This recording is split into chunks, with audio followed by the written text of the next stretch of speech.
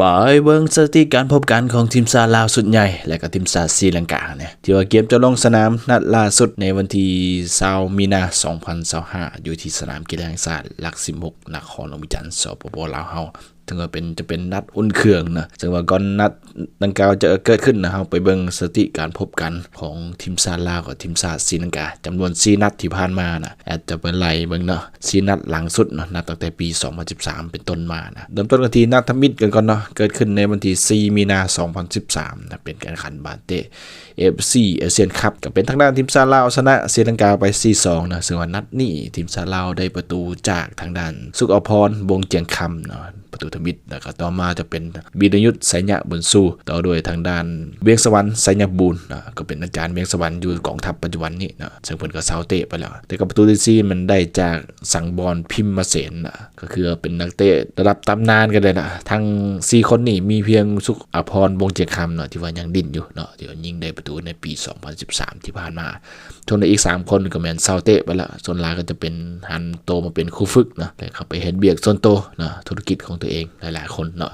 เดี๋ยวมาเบิ่งต่อกันที่นัดที่2นะก็เกิดขึ้นในวันที่3พฤศจิกายน2016เป็นการแข่งขันบาเต้ FC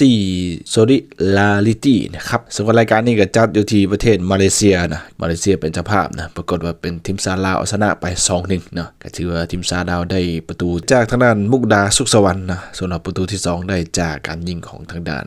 คำพันธ์สุนทรนาลัยนะก็ถือว่าเป็นนักเตะที่ว่าในระดับตำนานของทีมชาติลาวกันเลยเนาะเพราะว่าปัจจุบันมันทั้งสองมันเซาเตะกันแล้วเนาะไปต่อกันที่นัดที่3เนาะเกิดขึ้นในวันที่28พฤษภาคม2019เนาะก็เป็นการขันบานเตะอุ่นเครื่องนะเป็นทีมชาติลาวเปิดบ้านเอาชนะทางนั้น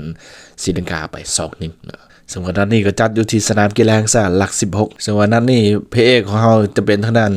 วรรณสรดวงไมตรีนะกองหน้าทีมชาติลาวจากสังน้อยในตอนนั้นนะที่ว่ายิงไป1ประตูแล้วก็ส่งให้กับเพื่อนร่วมทีมยิง1ประตูช่วยให้กับทีมชาติลาวพลิกเอาชนะศรีลังกาไป 2-1 ส่วนอีก1ประตูที่ว่าทางด้านวรรณสรส่งให้ยิงก็คือเป็นทางด้านคิดสาครจำปาทองยิงให้กับทีมชาติลาวไปเนาะนัดที่ว่าเอาชนะทางด้านศรีลังกาไป 2-1 เนาะ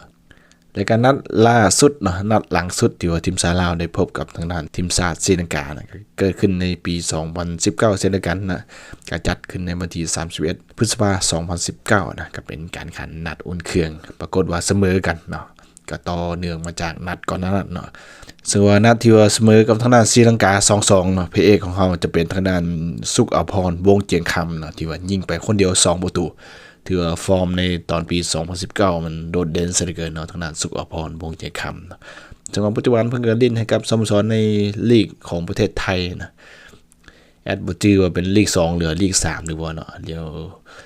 ไปเช็คเบิ่งข้อมูลเติมกันแล้วกันเนาะซึ่งนี่ก็เป็นสถิติการพบกันของทีมชาติลาวกับทีมชาติของทีมชาติลาวกับทีมชาติศรีลังกานะที่ว่าเกมจะลงสนามเป็นนัดที่5เนาะในวันที่20มีนาคม2025อยู่ที่สนามกีฬาแห่งชาติหลัก16ก็เอาใจช่วยก็แล้วกันนะเดี๋ยวมีนัดกันในวันดังกล่าวเนาะแอดก็จะไปเชียร์เนาะแล้วพบกันเด้อ